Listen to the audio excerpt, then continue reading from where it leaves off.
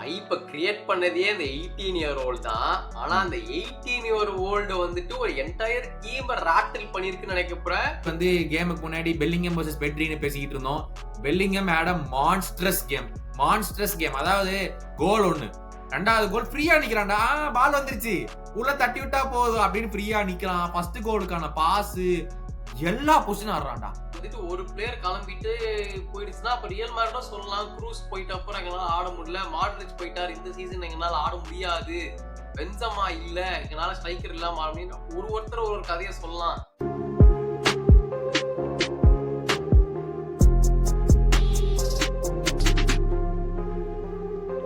வணக்கம் and welcome to football பேச்சு. ரொம்ப நாளைக்கு கழிச்சு நான் சொன்ன ப்ரெடிக்ஷன் கரெக்டா முடிஞ்சது. என்னதான் பார்சா ஜெர்சி போட்டாலும் 2-1 டு மெட்ரிட்னு சொன்னா அதே மாதிரி 2-1 ஜெயிச்சது காரணம் இப்ப நான் தான் சொல்லி மறுபடியும் இப்ப ரியல் மேட்ரிட் ஜெர்சியை போட்டு வந்து அந்த கருத்தை பதிவு பண்றேன். அவ்வளவுதான். ஒண்ணுமில்ல, யுனைடெட் ஃபேன்ஸ் தான் பாத்துக்கிட்டு இருப்பாங்க. ஏதோ ஒரு தடவை ஆடிக்கு ஒருக்கா நடந்துருச்சு, இவன் போட்டுட்டு அடுத்ததை போட்டு வந்து உடனே பிளாப் ஆகி போச்சுன்னு பாத்துக்கிட்டு தான் இருப்பாங்க.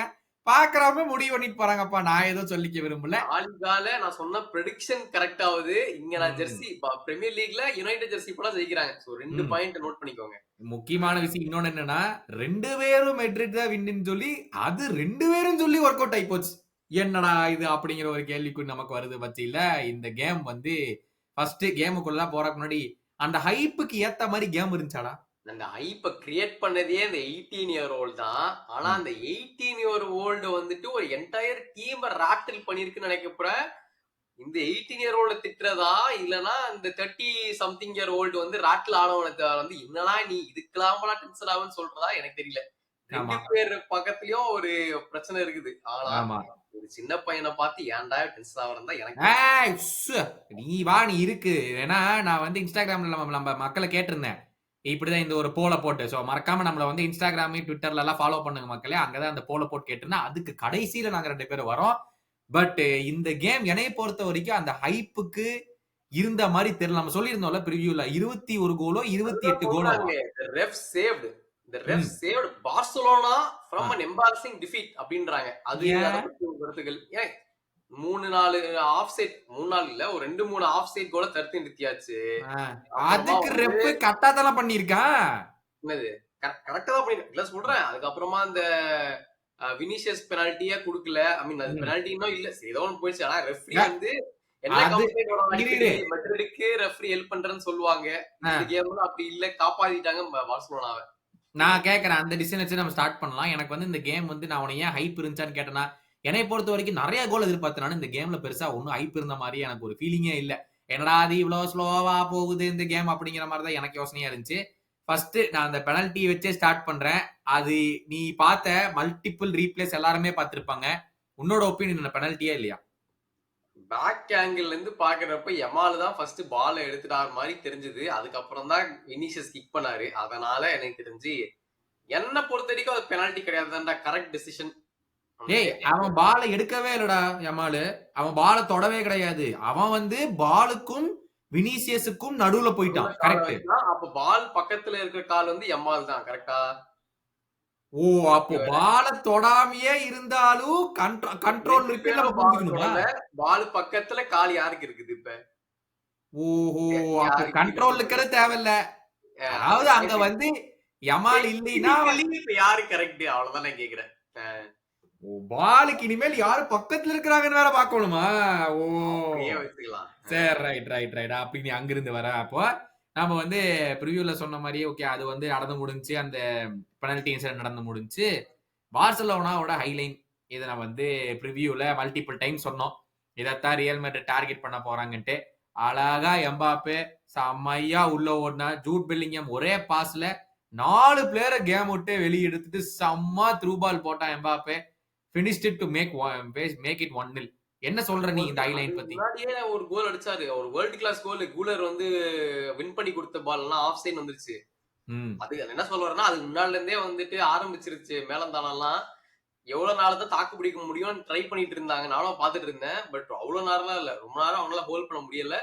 பெல்லிங்கம் வந்தாரு, நீ சொன்ன மாதிரி 4 பேரை வளர்த்து கரெக்டான ஒரு பால் கொடுத்தாரு. நம்மளுக்கு எம்பாபி சொல்லவே நான் இருக்கிற ஃபார்முக்கு வேர்ல்டு கிளாஸ் கோல். பட் அதான் பாயிண்ட் வந்துட்டு கோல் கிடையாது. அந்த டிஃபென்ஸ எவ்வளவு ஈஸியா பிரேக் பண்ண முடிஞ்சது.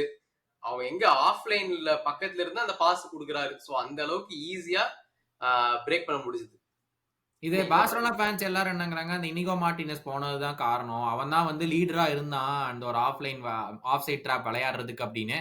எனக்கு வந்து இந்த game and last few games பார்க்கும்போது குபார்சி வந்து ஒரு வேற லெவல் டிஃபரெண்ட் தான் தெரிஞ்சா போன வருஷம்.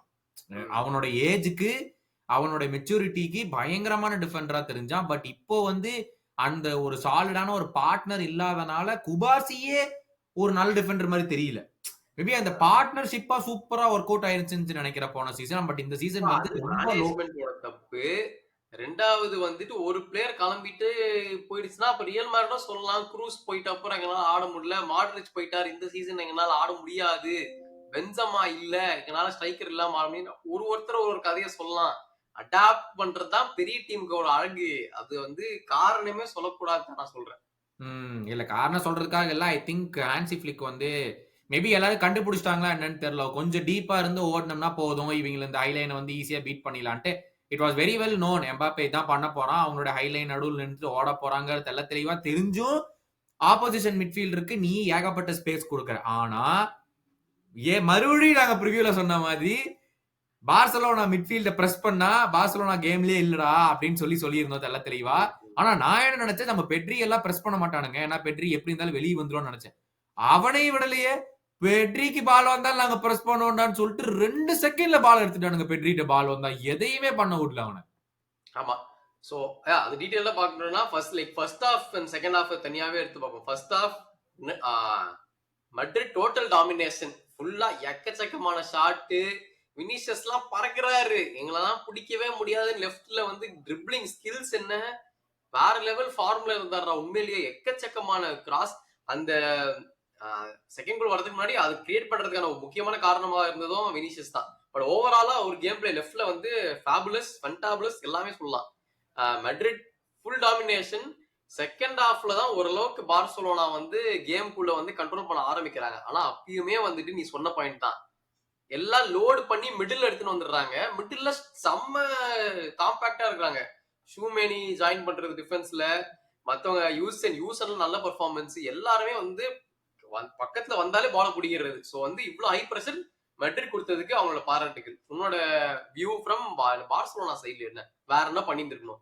மேபி பார்சலோனா அது எக்ஸ்பெக்ட் பண்ணலையோங்கிற ஒரு யோசனை எனக்கு இருக்குது. மெட்ரிட் இவ்வளவு பிரஸ் பண்ண மாட்டாங்க, நம்மள மிட்ஃபீல்டர்ஸை வந்து விளையாட விட்டுருவாங்க அப்படிங்கிற ஒரு யோசனையில வந்தாங்களான்னு எனக்கு கொஞ்சம் டவுட்டா இருக்கு. ஏன்னா யூஸ்வலா மெட்ரிட் இவ்வளவு பிரஸ்ஸே பண்ண மாட்டாங்க. அட்லீஸ்ட் லாஸ்ட் இயர் வரைக்கும் அவங்க பண்ணல. இப்பதான் வந்து அந்த மிட்ஃபீல்டர்ஸ் மேல ஜம்ப் பண்ணி பிரஸ் பண்றது நான் கண்கொள்ளா பார்த்தேன். நீ சொன்னா நல்ல பாயிண்ட். பால பாக்ஸ் வரைக்கும் கூட விட்டானுங்க. சரி எடுத்துட்டு வா, பாக்ஸ் பக்கத்துல வந்த உடனே ஒரு செகண்ட்ல பால புடிக்கிட்டானுங்க. என்ன பெட்ரி வா, யமால் வா, எவன் வேணாலும் வா, பாக்ஸ் வரைக்கும் தான் உனக்கு மரியாதை. அங்கேயே தடுத்து நிறுத்தி யமால் வரலன்னு தான் போட்டு கத்திட்டு இருக்காங்களே. அதுவும் கரெக்ட். வந்துட்டு கரையாஸ் பக்கத்திலே போனா, பக்கத்திலே போக முடியலையாமே முதல்ல. பால் வந்து கரையாஸ் காலுக்கு வந்துதான். அதுக்கப்புறம் கேம் ஃபுல்லா 2 ஷாட்ஸ், அதுல ஒண்ணே ஒண்ணுதான் ஆன் டார்கெட் நினைக்கிறேன். எல்லாமே outside of the box shots தான். எதுவுமே த்ரெட்டனிங்கா இல்ல, எதுவுமே இல்ல. இந்த கேம்ல ரியல் மேட்ரிடோட XG 4, பார்சலோனாவோட XG 1 பாயிண்ட் சம்திங். அந்த கேம் வந்து எப்படி முடிஞ்சிருக்குது. சொன்ன மாதிரி வந்து கேமுக்கு முன்னாடி பெல்லிங்கம் வர்சஸ் பெட்ரின்னு பேசிக்கிட்டு இருந்தோம். பெல்லிங்கம் ஆட மான்ஸ்ட்ரஸ் கேம். அதாவது கோல் 1, 2வது கோல் ஃப்ரீயா நிக்கிறான்டா. பால் வந்துருச்சு, உள்ள தட்டி விட்டா போதும் அப்படின்னு ஃப்ரீயா நிக்கிறான். ஃபர்ஸ்ட் கோலுக்கான பாஸ் எல்லா பொசிஷனும் ஆடுறான்டா. சென்டர் மிட்ஃபீல்ட் ஆடுறான், ரைட் மிட்ஃபீல்ட் ஆடுறான், லெஃப்ட் மிட்ஃபீல்ட்ல பாக்குறேன், ரைட் விங்கர்ல பாக்குறேன், சென்டர் ஃபார்வர்ட்ல பாக்குறேன். டேய் நீ என்ன பொசிஷன்ல ஆடல அப்படின்னு இருக்கு பெல்லிங்கம் வந்து ஒரு very different midfielder for Spanish league எனக்கு தோணுது. என்ன நினைக்கிறேன்? ஆமா, நீ சொன்ன மாதிரி வந்துட்டு ஒரு பாக்ஸ் டு பாக்ஸ் கூட சொல்ல முடியாதுடா. இது வந்து எல்லா இடத்துலயும் இருக்கிறாருன்ற பொறுப்ப என்னன்னு சொல்றதுன்னு எனக்கு புரியல. நம்ம போன எபிசோட் தான் சொன்னோம், இன்ஜுரியில இருந்து வந்திருக்காரு. போன 2 சீசன் தான் வேற மாதிரி சொல்லிருக்கலாம், இப்பதான் தெரியல அப்படின்னு சொல்லிட்டு இருக்கப்ப நம்ம கேட்ட பெல்லிங் கோல், பெல்லிங் கிளட்ச் ரெண்டுமே ரிட்டர்ன் ஆச்சு. 1 நாள் டிரால இருக்கப்ப கிளட்ச் கோல், பெல்லிங் கோல் வந்து அசிஸ்டோ கொடுத்துட்டாரு. கரெக்டான போச்சர், அவர் அதுக்கு தான் ஃபேமஸ். கரெக்டான பொசிஷன்ல இருந்து அந்த கோலியை போட்டாச்சு. பட் பிரில்லியன்ட் பர்ஃபார்மன்ஸ் அவனுக்கு எல்லாம் வந்து குறையால இந்த கேம்ல வேற லெவலு. என்ன இப்ப கொஞ்சம் அட்வான்டேஜ் பெல்லிங்கம் மாதிரி தோணுது இப்ப பெட்ரிக்கு. காம்படிஷன்ல டைம் வில் டெல். பெல்லிங்ஹாம் என்னன்னா எங்க இல்ல இருந்து இந்த வரனால கேம்ல பெட்ரி வந்து எஃபெக்டிவ் ட்ரிபிளிங் எல்லாம் இருந்துச்சு. ஃபைனல் தேர்ட் பாசிங் இல்ல. உண்மையா எதுவுமே சொல்லப்போனா அதுதான். எதுவுமே வந்து ஐ திங்க் எஃபெக்டிவ் பாசிங் குடுத்தது பெல்லிங்ஹாம் தான். I think they came with plan ரா. மெட்ரிட் வந்து ஒரு கிளியரான பிளான் வந்த மாதிரி. இப்போ ஒரு பாயிண்ட் சொல்லியிருந்தேன்ல, செகண்ட் ஹாஃப்ல வந்து பார்சலோனா கேமுக்குள்ள வந்த மாதிரி நம்மளுக்கு தெரிஞ்சது அப்படின்னு சொல்லிட்டு. எனக்கு ஆமா. அதுவே வந்து ஜாபி அலோன்சோ அடாப்டேஷன் தான் எனக்கு தோணுச்சு. ஏன்னா ஃபர்ஸ்ட் ஹாஃப்ல பண்ண மெம்பாப்பே செகண்ட் ஹாஃப்ல பண்ணவே கிடையாது. அவன் ம். ஹார்ட்லி 1 ஆர் 2 ரன்ஸ் தான் பண்ணான். எனக்கு அந்த கேம் பார்க்கும்போது என்ன தெரிஞ்சுன்னா, ஜாபி அலோன்சோ வந்து இதுக்கப்புறம் இவன நம்ம பின்னாடி போக முடியாது. நம்ம பின்னாடி இருந்து பாத்துக்கலாம். சான்ஸ் வந்தா கோல் போடுவோம். நம்ம என்ஃபோர்ஸ் பண்ணணுங்கிற அவசியம் கிடையாது. அப்படிங்கிற மாரி ஆடுன மாரி ரொம்ப சில்டா, லேட் பேக்கா பால வேணா நீங்க வச்சுக்கோங்க. ஆனா நாங்க பின்னாடி இருந்து உங்கள்ட்ட இருந்து பால புடுங்கிருவோம். பாக்ஸ் பக்கத்துல இருந்தா நாங்க பால புடிங்கிறோம். அப்படிங்கிற ஆமா. மாரியே வந்து தெள்ள தெளிவா இருந்த மாரி தான் இருந்துச்சு. ஏன்னா, எனக்கு தெரிஞ்ச அந்த செகண்ட் ஹாஃப்ல எம்பாப்பே ஓடுன 1, 2 தடவைல அந்த ஒண்ணு இந்த பெனல்டி கிளைம். அந்த கைய ஆமா. தூக்குனது ஆ. கேம அங்கேயே அத பத்தி முடிச்சிருக்கலாம். போய் பெனல்டிய மிஸ் பண்ணிட்டு மறுபடியும் கடைசி வரைக்கும் பெனால்டி சஸ்பென்ஸ்ல மிஸ் வச்சிருந்தாரு. பண்ணது சரி. ஆனா அது வந்து ஒரு பொயட்டிக் ஜஸ்டிஸ் மாரி எனக்கு தோணுச்சு. ஏன்னா அது பெனால்டியே கிடையாதுன்னு எனக்கு தோணுது. உண்மையா சொல்லப்போனா. பாலு பெல்லிங்கம்க்கே தெரியாம அவன் தொடையில பட்டு போகுது. அது அவனுக்கும் தெரியாம அவன் கையில படுது. இதெல்லாம் வந்து பெனால்டி குடுத்தீங்கன்னா ஆ. கேம்ஸ் கான். அவ்வளவுதான். சூப்பர். ம். Very good. அது எப்புட்றா அது பால் பெல்லிங்கமுக்கே தெரியாம எங்க பட்டுட்டு போனாலும் அவனே பால பாக்கலடா. பால் வந்து தட்ஸ் எங்க பட்டு தொடையில பட்டு டேய் போகுதுடா அது. அதெல்லாம் பாயிண்டே கிடையாது. அவன் உடம்புல லீகலான இடத்துல பட்டு தானே போச்சு. இவன் இல்லீகலான கைய தூக்கி தானே அத வந்து பிளாக்கும் பண்றான். இல்லைன்னா பெல்லிங்ஹாம் தாண்டி போயிருப்பானா அவன பால் எடுத்துட்டு. பெல்லிங்கம்க்கு அதெல்லாம் டெஃபினட் தெரிஞ்சிருக்காது பால் அங்க போகுதுன்ட்டு. அதெல்லாம் விஷயம் கிடையாது. பால் போயிருக்குமா இல்லையா? அவ்வளவுதான். அவன் கைய பரவாயில்ல. தூக்குனது தெள்ள மெயின் தெளிவா தெரிஞ்சது. இந்த கேம பார்சலோனா வந்து கேம்ல வச்சுட்டு இருந்ததே ஷெஸ்னி தான். சோ அவர் அந்த பெனல்டி சேவ் இல்லனாலுமே நல்ல பெர்ஃபார்மன்ஸ் தான் போட்டிருந்தாரு. ம். அவர்னால முடிஞ்ச அளவுக்கு பண்ணாங்க. மத்தவங்க எல்லாம் சொதப்புன்னு சொதப்பியாச்சு. ஆமா. ஏன்னா ஃபெர்மின் லோபஸ் அந்த ஹாட்ரிக்ல இருந்து அவரு வந்து அவர் ஃபார்ம் போட்டு நல்லா தான் ஆடிட்டு இருந்தாரு. மத்தபடி அவுட்லெட்டே இல்ல இந்த கேம்ல. யமால் வந்துட்டு செகண்ட் ஹாஃப்ல ப்ரொவைடர் ரோல்ல பேக்ல டிராப் ஆயிட்டு அவரும் முடிஞ்ச அளவுக்கு ட்ரை பண்ணான். ம். கரையாசிட்டு தள்ளி விட்டுருண்டா என் பக்கத்துல தான் போவானான்னு சொல்லிட்டு பின்னாடில இருந்து பால் குடுக்குறது. ம். ஆனா இல்ல ஃபயர் பவர் இல்ல இந்த டீம்ல என்னத்த பண்றது? ரொம்ப டல்லா இருக்கிற மாரி இருக்கு. ஏன்னா இந்த கேமே முடியும்போது கூட பார்த்தீங்கன்னா வந்து கேம் முடியும்போது இல்ல. கேம் ஸ்டார்ட்டிங்ல இருந்து ஆரம்பிப்போம். ஓகேவா? நீ 18 வயசு உனக்கு தெரியும். ஓகே. நீ வந்து இன்னும் பெரிய லெவல் அச்சீவ் பண்றதுக்கு நெறைய இருக்கு. உனக்கு ஒரு கரியரே இருக்கு ஃபுட்பால்ல. ஏகப்பட்ட விஷயம் இருக்கு நீ பார்க்கறதுக்கு. ஆப்வியஸ்லி நீ பாலன் டார்க்கு ரொம்ப குளோஸா வந்துட்ட. இல்லன்னு யாரும் டினை பண்ண போறதில்ல. ஸ்பெயினோட வந்து நேஷன்ஸ் லீகா? நேஷன்ஸ் லீக் ஆமா. தோத்துட்டாங்க ஃபைனல்ல. நேஷன்ஸ் லீக்ல ஃபைனல்ஸ் தோத்துறாங்க. ஆ. யூரோஸ் தான் ஜெயிச்சாங்க. யூரோஸ் ஜெயிச்சிட்டய. Okay. You have incredible talent for your age. ஆனா, கேமுக்கு ஒரு டிசிப்ளின் இல்லைன்னா, கண்டிப்பா நீ வந்து பெரிய லெவல்ல ஆக முடியாதுங்கிறத நம்ம பல ஃபுட்பாலர் பார்த்திருக்கோம். நீ எவ்வளோ டேலண்ட் இருந்தாலுமே ஓகேவா? இவ்வளோ பெரிய கேம்ல, அவ்வளோ பெரிய ஒரு இடத்துல நீ போய் Madrid are all cheats. Whenever they play they will tend to cheating அப்படிங்கிற சொல்லிக்க வேண்டிய அவசியம் கிடையாது. ஓகேவா? 2வது விஷயம் எனக்கு ஆச்சரியமா என்ன இருந்துச்சுன்னா, கார்வஹால் கேமுக்கு முன்னாடி I will talk to him after the game hmm. அப்படின்னு வந்துட்டு அவரு சொல்றாரு. நான் வந்து ஏதோ போய் பேச்சுவார்த்தை நடத்தி பார்க்கிறேன். எனக்கு அதுவே எதுக்கு பேச்சுவார்த்தை நடத்திட்டு இருக்கான் அப்படிங்கிற மாதிரி இருந்துச்சு. பட் ஐ தாட் நீ சொன்ன பாயிண்ட் ஓகே சீனியரா ஸ்பெயின் நேஷனல் டீம்லயும் இருக்காப்ல. இது ரொம்ப சின்ன பையன். அதனால பேசி புரிய வைக்கணும்னு போனாருன்னு நினைச்சா, கேமுக்கு உள்ளார கூட்டிட்டு வந்துட்டு கேம் முடியும் போது வந்து அவரே சண்டைக்கு போயிட்டு இருக்காரு அவங்களோட. நான் வந்து போல் போட்டிருந்தேன் இதுல இன்ஸ்டாகிராம்ல. நான் என்ன கேட்டிருந்தேன். பண்ணாங்க? இவர் பண்ணது ரைட்டா? கார்வஹால் பண்ணது ரைட்டா? அப்படின்னு நான் கேட்டதுக்கு மக்கள் எல்லாருமே ப்ரோ ரெஸ்பெக்ட்னா குடுத்து வாங்கணும். ம். சும்மா ஒரு 18 வயசா இருந்துகிட்டு ரெஸ்பெக்ட் குடுக்க தெரியாதவனுக்குலாம் திருப்பி குடுக்கணுங்கிற அவசியம் கிடையாது. முதல்ல அவன குடுக்க சொல்லுங்க. அதுக்கப்புறம் சீனியர் எப்படி ட்ரீட் பண்ணணும்னு நம்ம பேசுவோம். ஜூனியர் எப்படி சீனியர பார்த்து பழகணும்ங்கிற ஒரு மரியாதையாச்சும் அவனுக்கு இருந்துச்சா அப்படின்னு மக்கள் கேட்டாங்க. நீ என்ன நினைக்கிற? தெரியலடா. ஆனா இது என்னன்னா, இது நல்லதோ இல்லையோ, ஆனா இந்த ஒரு இன்சிடென்ட் நடந்ததுனால தான் இந்த எல் கிளாசிக்கோக்கே எக்ஸ்ட்ரா ஒரு கவரேஜ் வந்ததுன்னு எனக்கு தோணுது. இன்னும் கொஞ்சம் ஸ்பைஸ் ஆட் பண்ணுச்சு. ஆனா இவனுங்க குடுத்த பில்டப் அளவுக்கு மேட்ச் இல்லாதது தான் எனக்கு கொஞ்சம் வருத்தமா இருந்துச்சு. ஒரு 2-1 அப்புறம் செகண்ட் ஹாஃப்ல வந்து ரியல் மேட்ரிட் அட்டாக் பண்ணல பெருசா. வினிஷியஸ் சப் பத்தியும் பேசுறோம். அவரு வெறியா வெளில வந்தாரு. என்ன ஏன் வெளில எடுத்தீங்கன்ட்டு 70வது 75த்தோ மினிட்ல எடுத்துறாங்க வெளில. சோ கேம் வந்துட்டு மட்ரிட் அவ்வளவுதான் க்ளோஸ் டவுன் பண்ணலான்னு தான் நினைச்சிட்டாங்க.